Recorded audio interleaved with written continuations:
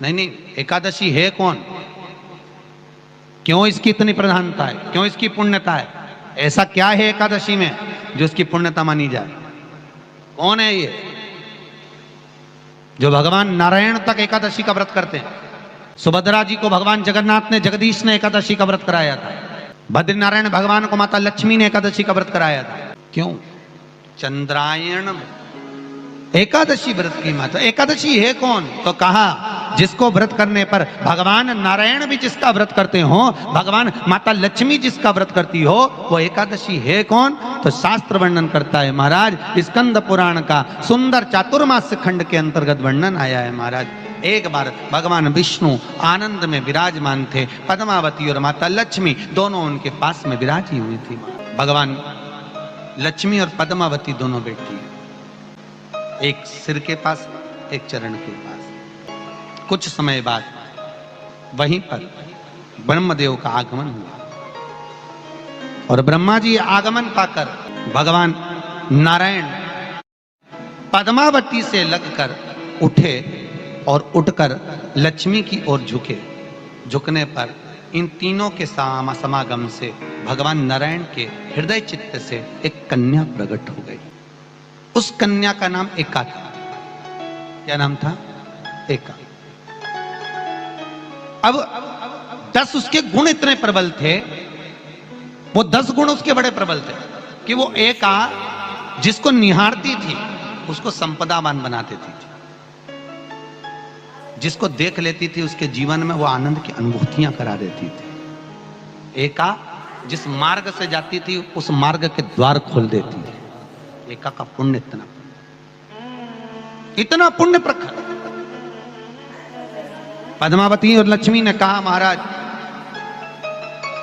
ये बेटी आपके द्वारा निर्मित हुई है, इसका कन्यादान करना चाहिए। हमारे यहाँ हिंदू धर्म में रीति है, जिस दिन कन्यादान करा जाता है उस दिन व्रत रखा जाता है। अब आजकल रखते कि नहीं रखते हो मालूम नहीं, और कन्यादान करते समय व्रत रखा जाता है। व्रत रखना है, एका का कन्यादान करना है। भगवान बोले कन्यादान करें, किसको दें? एका किसको दी जाए? एका प्रदान किसको करी जाए? पुण्यता किसको दी जाए? भगवान नारायण ने उसी समय लक्ष्मी और पद्मा से पूछा, तुम एकादशी के दिन जब आप जल शंकर को चढ़ाने तो रोज ही जाते, जब एकादशी का दिन रहे और शंकर जी के मंदिर में आप जल समर्पित करें तो 3 बार मुख से स्वधा स्वधा स्वधा या स्वधा स्तोत्र का पाठ, जिसमें 12 श्लोक 2-4 हैं। पैसा तो आ रहा है पर घर में टिक नहीं रहा। डॉक्टर में, पुलिस में, एक्सीडेंट आदि में, कहीं गलत जगह पर, व्यसन में अगर पैसा जा रहा है, जुए में, मांसाहार, मदिरा पान, या कहीं आया पैसा, पैसा आने में कमी नहीं, आ रहा है पर टिक नहीं रहा, रुक नहीं रहा। कोई मांगने आ गया, दे दिया, फिर वहां से अपने पास नहीं आ रहा, अपन कह रहे हैं भैया हमारा पैसा लौटा दो, नहीं आ रहा। तो महाराज शिव महापुराण की कथा कहती है एकादशी के दिन गंगा के जल में मात्र 7 बेलपत्री डालकर जो नंदीश्वर भगवान अर्थात जो शंकर जी के शिवलिंग के सामने नंदी होता है, उस नंदी के चरण पर गंगा का जल चढ़ाकर बेलपत्री शिव पर समर्पित कर देता है, उसके घर में रुपया रुकना चालू हो जाता है। फिर वो गलत जगह पर नहीं जाता, गलत स्थान पर वो धन जाएगा ही नहीं। तूने समझा, मांग तुझे क्या चाहिए। एकादशी ने भगवान विष्णु से कहा, नाथ प्रभु वर दे दो, मृत्यु लोक में जो मनुष्य मेरा व्रत करेगा, चाहे जलचर, थलचर, वायुचर या सांसारिक मनुष्य, मेरा अगर एकादशी का व्रत करेगा, प्रभु उसके यहां धन धान्य वैभव सुख संपदा बढ़ेगी और उस जीवात्मा को नरक नहीं भोगना पड़ेगा, सीधे वैकुंठ का उसको वास मिलेगा। जब जीव आत्मा को लेकर चला जाएगा, यम के दूत जब बंदी बनाकर ले जा रहे होंगे उस जीवात्मा को जिसके प्राण छूटे होंगे, यम के दूत जब बंदी बनाकर ले जा रहे होंगे, तब मुझे वर दो कि मैं इसका हाथ पकड़कर बेतरनी से पार उतार कर सारे नरकों से निकालती हुई आपके धाम में लेकर आऊं।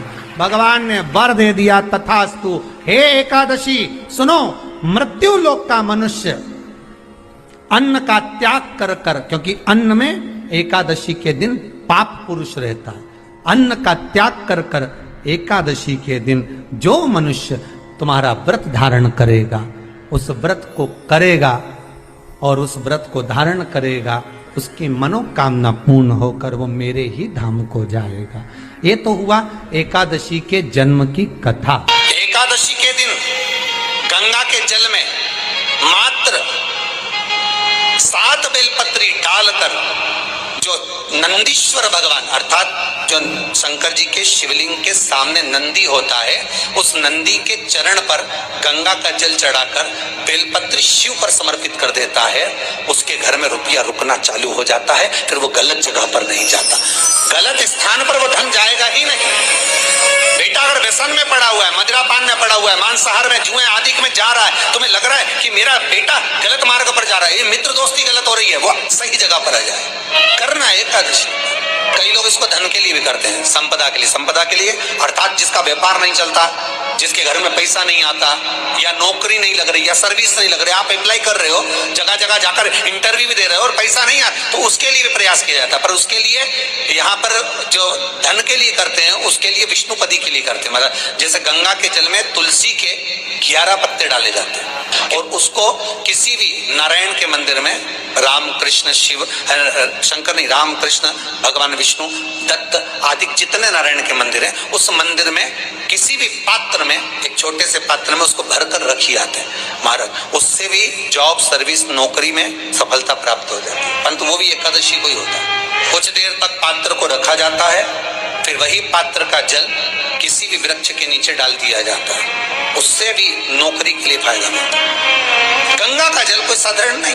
दशमी, एकादशी और द्वादशी, इन 3 तिथियों पर एक रोटी में थोड़ा सा मीठा रखकर सोमक पितृ का नाम लेकर यदि गाय को खिला दिया जाता है, तो अगर कोई पूर्वज प्रेत योनि में भी पड़ा हुआ होता है, भटक रहा होता है, जिसको पिंड नहीं मिला, जो अचानक मर गया होता है, अधोगति में चले गया होता है, उस जीव की मुक्ति दशमी, एकादशी और द्वादशी, ये 3 दिन सोमक पितृ का नाम लेकर रोटी में, पूड़ी में मीठा रखकर अगर गाय को खिला दिया जाता है ये 3 दिन तक, तो वो पितृ कभी भटकते नहीं है, उनको मुक्ति प्राप्त हो जाती है मोक्ष में।